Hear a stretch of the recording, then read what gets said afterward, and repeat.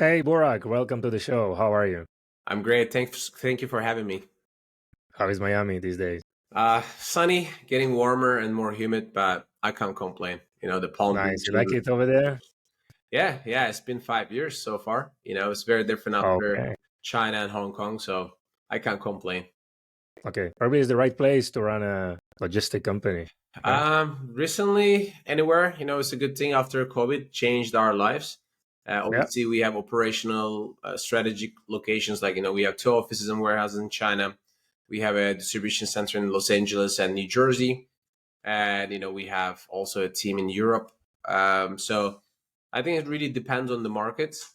China is still like leading for the import for the US, but also Yes. Mexico, South America is becoming like a crucial part in this play. So things are a little bit changing, I think.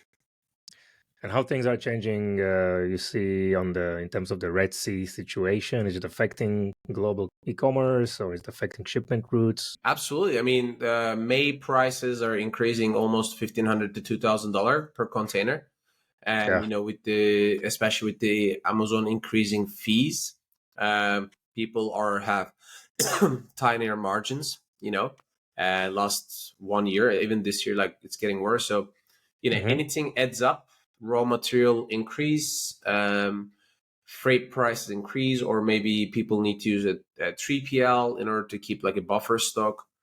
All these kind of things are adds up to the seller's margins, and a lot of companies, they have more competition, weaker demand globally due to the inflation. So everybody's looking into like a new marketplaces or new ways to make extra revenue, either expanding globally to different marketplaces. So if you sell in the UK, Europe, you're trying to expand to Canada, US. If you sell in the US, you want to expand to Canada or outside of Amazon. Everybody's trying to understand what's going on with the TikTok shops, Yeah. Walmart. Where is it there's a really demand and where there's actual sales.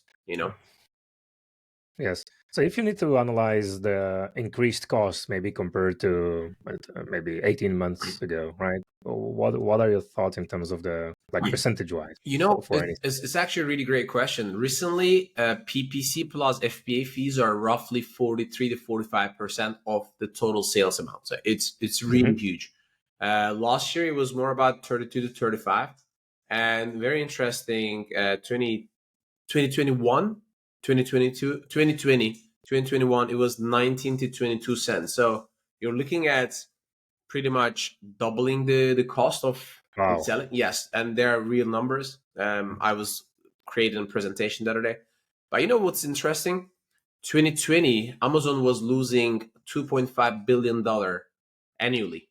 So now they're making almost $4 to $5 billion profit. So I mean, they don't want to lose money. You can understand that. But then they're losing the sellers.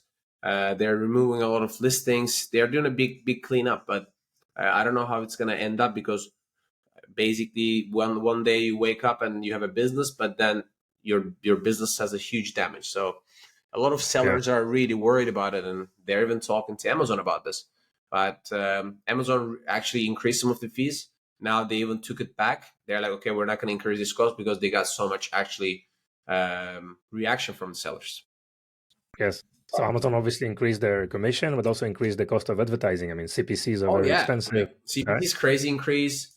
Yeah. They, it's what is funny is 3 years ago, Amazon has like three or four different fees. Now they have 7 or 8 different fees. So it's not like they increase the fees, but they keep adding the new fees. Another one is the two crazy ones: the low placement fee, sorry, low inventory fee.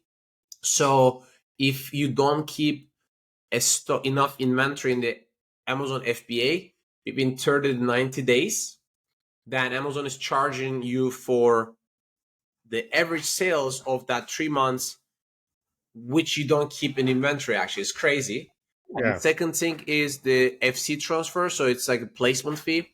Amazon distributes each delivery to 40 to 50 different fulfillment centers. And now they're charging you for this internal fulfillment center transfer. So, which they used to do that free. And so, it's like a big cost for the sellers. Yes. It seems that you need maybe 40, 50% gross margin just to keep up with the cost of advertising and Yeah, shipment. it's almost impossible because all the manufacturers now selling in Amazon directly. Three Hmm. 4 years ago, anyone could just like order a product from Alibaba for like $7 8, do some markup and sell it. Like it's impossible. Yeah. The game has changed. If you're very strong financially, if you really know your numbers, like you need to understand the inventory, forecasting, and all sort of things. So then, yes, you can actually survive in this game. Otherwise, it's very, very difficult. So private labeling is dead. Drop shipping is dead. What do you think? I mean, I don't think I mean, I don't like private label will never be dead because most of the companies, what they do is um, they kind of trying to do is like what Amazon is also encourages you to do is expand to different marketplaces. 3 years ago, you didn't know that who actually works on Amazon. Like you were thinking like, okay, ghosts are running the Amazon. You don't know who's the account manager and everything. It has changed now. The account managers are going to the big companies' offices. They want you to expand the Canada. We work with Amazon Canada directly. What they do is, if there's a big brand selling on Amazon US, they basically reach out to them. They're saying that, hey, look, your product looks like very suitable for Amazon Canada. Can you do you want to expand it? And then they're like, okay, go work with ForceGate to register your company in Canada or custom clearance, door-to-door deliveries. Same team with the Europe team, UK team. They're working on a lot of projects right now in the LATAM. Like Amazon is investing a lot of money to Brazil, Okay. like Peru, Chile. So they kind of want to create like a fulfillment centers in those locations. They want to do like a drop shipping with them. Maybe they're going to buy like a local businesses, local e-commerce stores to expand those places, which is like a kind of lower cost, but there's a big revenue for them. So Amazon's strategy is also changing. Like they don't want any more small sellers. They want to have the brands because then the real danger already entered the market, like Shane, Temu, AliExpress always been one of the like a cheap drop shipping companies. So Amazon don't want to compete with those companies. Amazon don't want to have like a really cheap products. I think because like no one can compete. I mean, imagine you're a family of like you have 3 kids. You're a low income, maybe family or like a mid income, and you have 3 kids. If you buy like 6 pack of socks on Amazon, it's like $19 versus in Temu you can order for like $6. And today's Yeah. economy, these marketplaces, these e-commerce stores are like having a peak, so in the US. So that's where the risk is coming for Amazon. Yes. And it's just socks, right? So no problem. Yeah, absolutely. Not even many other products also because, and you know what, like the quality on Amazon has been decreased a lot recently. I ordered like a lightning and then the button broke like in 5 minutes, and I'm like, wow, this is like it doesn't advertise like that. It was like a $70 Huh. product. I'm like, why is it so bad? And but like what is interesting is we're talking about the consumer side, but when you're looking at from the business perspective, what Amazon built over the years for the customer satisfaction, that you can return anything without any questions whatsoever. Prime delivery is really fast and etc. So still they have a really huge repeating customer database, which they don't want to quit Amazon. I mean, even if I'm sometimes like pissed off on Amazon, I still like order things for me because I trust eventually if I have a problem, I will be able to return this. I think that's really important. So I think some after certain price point, Amazon still is the number one, which Yeah. Walmart now is trying to compete with Amazon in that price range. When it comes to really cheap product, Amazon has lost a lot of business. Yes. Yeah. And if you look at Amazon as part of the Amazon, sales volume as part of the total e-commerce, the last Insider Intelligence report, it's around 40%, right? Yes, And it's absolutely. and it's going to grow. And it's going to And grow. So and even if yeah. Walmart has even larger distribution centers than Amazon, they have way bigger truck fleet on Amazon in US. They have plus 15,000 trucks for the distributions. Still, the way Amazon, how they set up their distribution centers, how flexible and how fast they can actually deliver the products. I think Walmart is today where Amazon was 7, 8 years ago. So that's like a very surprising. But Walmart becoming a very active in a lot of events. They acquire a lot of local and international brands, which probably Walmart is going to have a really big push for certain products, especially food, maybe essentials items like kids. So like I think Walmart is also becoming like a big danger for Amazon. But it's just like Amazon is the world's strongest, either second or third search engine. So it's not like Yeah. Google, you search things, YouTube, you search things, but then number two, number three is changing Amazon.com. So that's like Yeah. it's hard to take that out of their head from people. Yes. And it's very difficult to get discovered on Amazon these days, right? I mean, people are searching obviously because of all the sponsored content, and Yeah. just look at the advertising numbers. I think it's amazing to just doubling almost every year. So Yeah. I it's mean, getting more and more difficult. it's a big income for Amazon. Also, the Mhm. advertisement, how much money they make on advertisement. They bring like a live TV influencer programs, wine programs, so they kind of want to attract more buyers, especially the younger generation. I think it's like really fascinating. Yeah. But I don't think sellers still get enough support, even if Amazon organizing their own events like Accelerate. We are part of it. There are really big brands, 1P, 3P brands are coming. Unbox in New York for the Amazon advertisement. So Prosper Show, Amazon send their own people to go hang out there, or maybe other events in New York. Amazon send their own people to meet the sellers, organizers. So it's a good sign. It's really good. But I think one thing that Amazon really needs to improve, that hasn't improved over the years, like Amazon seller support. It's the kind of the worst thing right now with Amazon, like Seller Central support, that they're overseas and like they're giving you very generic answers. They never solve your issues. So I think, excuse me. So I think Amazon is aware about that. That's why they start assigning account managers, account specialists that can solve. Because imagine you're having maybe you have $100,000 listing monthly. One day you wake up and then someone change your main images, someone changes your title. It's just like so crazy. The other day I saw some guys listing is changed by their competitor, like with a really like a bad name, and everybody was like, how does that even happen? And then he's losing his entire sales ranking, or they lose their BSR, and it's going to be costing them thousands of dollars to get that back with like extra push with the advertising and stuff. And some people are like, I don't want to lose my business overnight because Amazon's loophole. Yeah. That's why like Shopify is pushing a lot too in the market right now. So I think sellers a little bit confused what to do, which marketplace to go. So it is a lot of question mark that when we go to the events, like people are discussing like, okay, so what is next? What do we do? So we hear a lot of that question, honestly. Yeah. I mean, you look at Amazon, obviously, the amount of service they provide or the level of service they provide to sellers, they are aware, that the level of service is not enough. But you see the rise of a lot of Amazon agencies doing quite well, probably in the last 1.5 years, trying to fill in the gap, right, in terms of providing the right services, because it's getting also more and more complicated also on the marketing side with AMC. I mean, it needs like a specialized capability to manage, properly an Amazon store. Absolutely. So it's And yeah, the challenge is not only about those things, but also the time frames of the getting the supply, international shipping.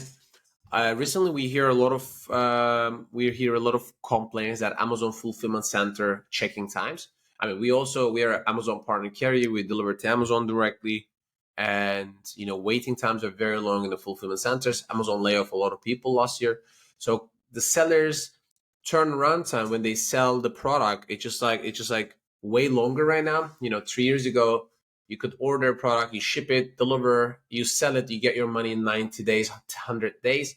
Now it's almost 150 to 180 days, which hmm needs you to start finding more cash to to continue that healthy cash flow. So that's another challenge actually. And even the suppliers in China or other marketplaces like Vietnam, they're having these kind of issues, the longer delivery times, and because their raw material comes late. So it's like an entire, I think, a puzzle that is just like connected to each other. And Hmm. wherever you're looking at from the story, there are some distractions in the global world and economy right now. Yeah, yeah. So we talked about Amazon, right? And then you have Shopify drop shipping, right? Which is rising up. You have TikTok, obviously Walmart are fighting. How do you see this ecosystem of marketplace, and what brands need to pay attention to? I really think it's about the strategy, the price point, the category.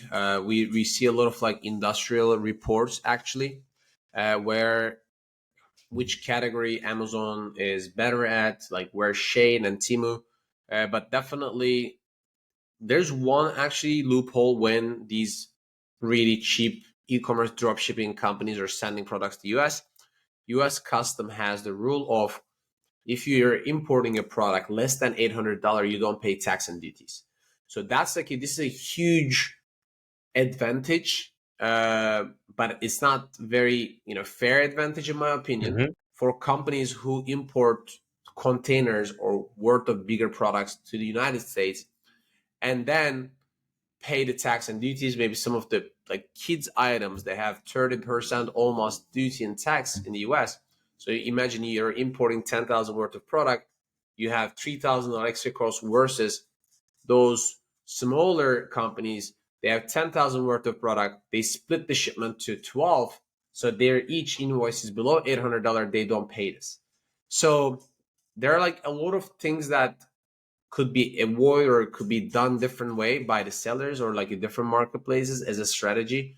And the e-commerce is growing so fast that they can't even block this right now. So sorry, and my dog is like trying to join the interview. Yeah. So it's like so every marketplace has its own advantage, but as we talk a little bit about like where Amazon is standing, it's going to be still big for big brands because they know that they have the revenue, they have the volume. Amazon is losing a little bit on that, but I think that's also their strategy. I think they want to be a little bit more higher end product marketplace. That's what they tell also in the in their events, their account representative. But companies like Timo and Shane, Timo, I think these companies are focusing on the like a cheaper product side. Not everybody's going to be interested in that, and because of the economic conditions right now, it's like a push. But TikTok again, there are a lot of visitors on TikTok, but the problem is, excuse me, I know people that they have a lot of views, but it doesn't convert. That's the I think biggest difference between Amazon and other marketplaces. People go browse on TikTok, Temu, Shade. I don't really know Walmart. Probably people who go to Walmart, they also have the intention to buy. But people Hmm. on TikTok, I hear some success stories on TikTok, but it's like some of them are I think like 1 out of 100,000, versus Amazon's conversion rate is a lot higher, much higher because people go to Amazon to buy.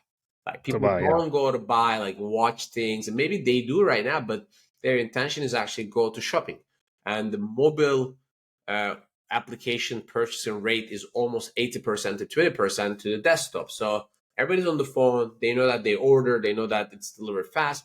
So I think Amazon, competitors, they're gonna have hard time to convert, even if the numbers are growing double digit every quarter. That's a normal because American marketplace is really big.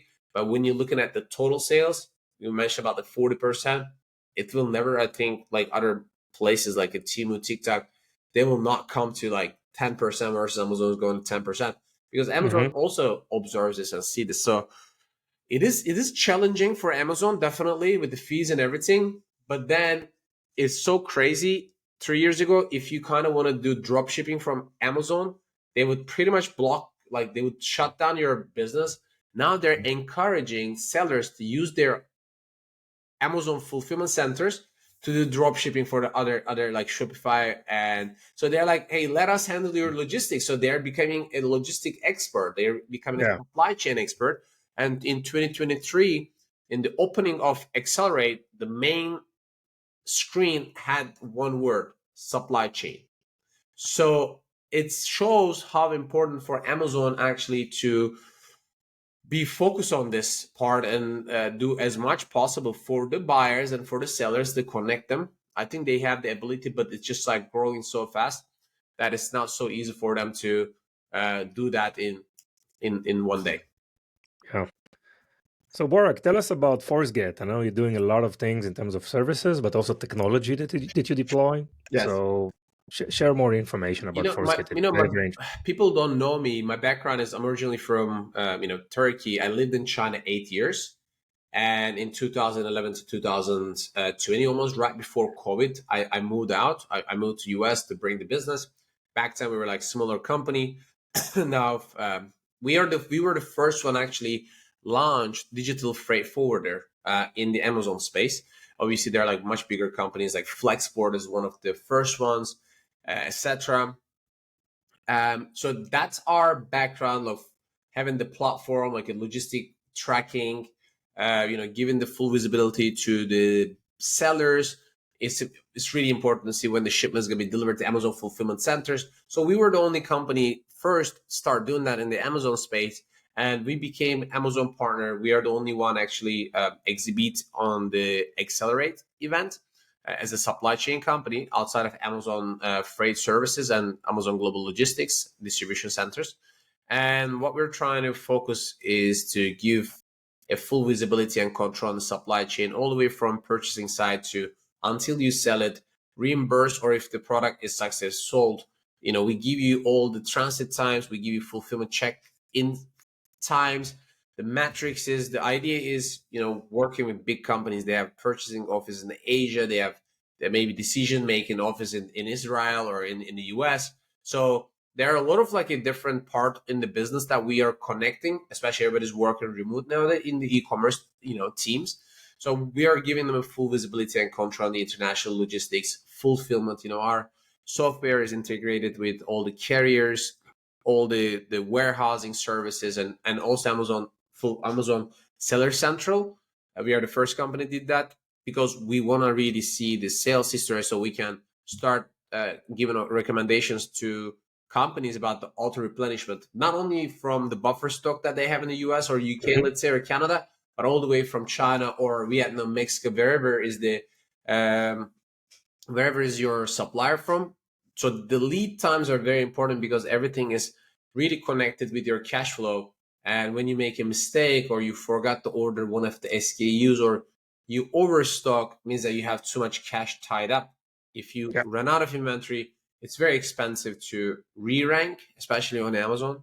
Excuse me. So that's where we kind of play the role to give people a good service as well as like a good visibility and technology. It's very important in my opinion. When I lived in China, I worked with companies like Renault, General Motor, Honda.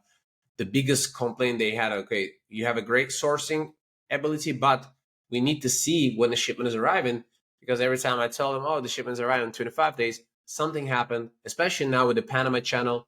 Some of the shipments are delaying 30 to 40 days to the East Coast US. With, if the shipment's going to Europe because of the Red Sea issue or Suez Channel, the shipment's delayed 30, 40, 50 days. And, if you're a big Amazon brand, you give access to your agency. They run your agent, they run your coupons, they run your PPC budget campaigns. But if they don't know when your shipment's coming in, they're making decisions blindly. So that's something that we were like saying, hey, you need to really understand how the supply chain works. I'm really glad that we've been doing a good job. So that's the story about behind ForceGate actually. Yes. So you mentioned visibility, right, which is a major topic, and also some real-time availability of what's really happening in Absolutely. this process. So how do you provide, what tools you implement, and how you provide this data? So we have in-house built platform. Our idea is to give full tracking to our customers all the way from the factory to Amazon. And there are so many parts, and like when you think about this entire pipeline, you have, let's say, China operation, international shipping side, US local operation, then delivered to Amazon. And after, our responsibility looks like done when the shipment is delivered to Amazon, but we still keep checking those fulfillment times, and we start offering our customer a matrix where they can see which Amazon fulfillment center checks in and how many days in average. The idea is when you create a shipment today, let's say 1st of May, you know what's your production time, you know what's your shipping time because ForceGate provides you that. And now we also show you average Amazon checking times 47 days. Whereas a lot of people think that, oh, my shipment is delivered to Amazon, why is not available? Because Mhm. wait a second, my friend. Amazon needs to distribute your product to 20 different fulfillment centers. Until it's all received in, your inventory will not become fully available. So that's like a one thing that a lot of companies don't understand or avoid it, and then they make wrong decisions, such as keep pushing hard on their PPC versus they are not aware that they run out of inventory 8 days later, but they think that their shipment delivered 5 days ago. So they're like, oh, we're good, but actually it's going to take Amazon 30 to 40 days average to check in those containers. So that's like super important, and we're trying to like talk to the brands and go to the events and come into the great shows like this to explain them is the inventory management and cash flow and forecasting is the most important thing. Unfortunately, we saw what happened with all these aggregators. They're like, we're making $1 billion sales, $400 million sales. We're like, that's great revenue, but what's your profit? So I think Yeah. the word in 2023, 2024 is the profitability. Like, do you make profit or you lose money? If you lose money, the money is too expensive. You can't really get any more funding from other people, the VCs, whoever, the banks. Unfortunately, you're going to be out of business. So the big companies did such a big mistake. So I think brands, smaller companies are becoming a little bit more aware of the situation right now. Yeah, so obviously profitability is really hot topic for anyone these days, Yeah, right? So and anything around logistics, supply chains is it has any improvement or optimization over there, it has a direct impact on your absolutely. bottom line, right? So what are some of the tips that you can provide to help brands optimize or even minimize their cost of shipment and warehousing? I think it's the first thing to understand is the new Amazon fees. I think that's really important because Amazon is hardly pushing about using Amazon Global Logistics AWD, but you really need to understand the cost because Amazon is also offering you like auto replenishment from their Amazon warehouse distributions. But it's the Amazon warehouse distribution prices is very fair compared to the FBA fees. But then if Amazon is shipping too many items to FBA, which in their opinion, that's fair to do it, but then you will be paying maybe 3 times more than you would pay to a regular 3PL. So pick up like brands need to be very careful about their cost and understand their business reports. I know that there are a lot of people are good at like what customer wants, like they're good at marketing, they're good at like a listing optimization, but they're not good at numbers. I think 2024, if you want to make money, you really need to understand where Amazon is charging. You need to break it down. You need to download your business reports to see it. Like otherwise, really nothing else is gonna help you. It doesn't matter how much you have a grow because eventually almost 45% of your sales price is going to Amazon. So if you're selling $100 product, it means that you're gonna only have $55. So if you're sourcing this product for $35 and then all the other costs like logistics, custom, etc. Then if you have like $10, it means that your return on investment is only 10%, which is very hard to keep up with it. If you are selling an expensive product, it's great. If you're selling a product $25 to $30, companies are having a very, very tiny margins. And I know that so many companies just exit some of the products that they don't make money, but they're burning money. It's Yes. unfortunately sad. Yes, I hear a lot of brands, getting rid of non-profitable SKUs, right? Because they feel they need to focus on this, make the strong stronger. Yeah. So that's an area, and what we see also, I mean, every aspect of the business is getting more and more complex, and like those niche or expertise that are required, whether it's supply chain or on the marketing side, operations, Right. support, technology platforms, right? So get the experts that can help you with optimizing your supply chains and inventories and warehousing. Work with their agencies, and again, you can work with Burak as well, right? With ForceGate, I mean, it can help you a lot. Today, not enough to be a specialized freight company, right? You need to provide all those additional services, Of maybe to be course. like a partner of your customers, and try to come up with the right strategy in place to I make think it's the sure everything. same because there are a lot of freight forwarders, in China, in the US, that they don't offer any Yeah. digital solution right now. Hmm. And in sellers, eventually they feel like they need like a better visibility because they start understanding how important these things. When we talk to the customers in the events, or one on one, we do a lot of customer calls. They're like, oh wow, this is exactly what we need, especially if they sell in 3-4 different countries. They have suppliers in 2-3 different countries. They might have active 10 to 12 shipments, and they have, let's say, 50 SKU in total. It's a mess to track them on the Excel, which is coming when, versus you can just like log into a platform like us, and you see when the shipment is arriving, and you can also look at the history, how many cartons you shipped, what was your landing cost. It's very hard to like track and calculate these costs like manually. So that's why we offer this kind of solution. Yes, yes. Great, Borak. So we are now with the fun part of the episode. We would love to hear a fun fact about you. Tell us an interesting story. Yeah, I think that's the when I decided to move to China. I didn't know the language. I went there only for 6 months for an internship, but then I decided to stay longer. And generally, every time I try to take a taxi to where I live, the taxi driver wouldn't understand, so we would kind of stare at each other like 10 minutes until I pronunciated it well. Because back then I didn't have an iPhone; I had the only like BlackBerry. It was just kind of useless, and and same things with the restaurants. And I would order like food, they wouldn't understand. They would bring me whatever they wanted. Until I learned Chinese, I ate what they think that is good for me. So I ate a lot of interesting things until like Okay. then I decided to like learn Chinese. It was great times though. Like anyone who's sourcing from China, I highly recommend them to go talk to their suppliers, negotiate their price term, negotiate their payment terms, like maybe 5%, 10% down payment versus 30%. Like the money is very important, and companies need more money for marketing and expanding. And another thing is, if they're not selling on different marketplaces, like Canada is a great option, UK, Europe is a great option, Australia, Japan is growing right now. So I highly recommend to brands to expand to a new marketplace to test their products. They could have significant profit, maybe not very big revenue, but profit is the most important thing. Great stuff, Borak. Anything else you want to add? No, I mean, thank you so much for having me. It was really a pleasure. Yes. Thank you so much for your time and knowledge. It was really interesting. All the best. Thank you so Wish much. you a great year and hope to see you soon. Bye bye, Borak. See you.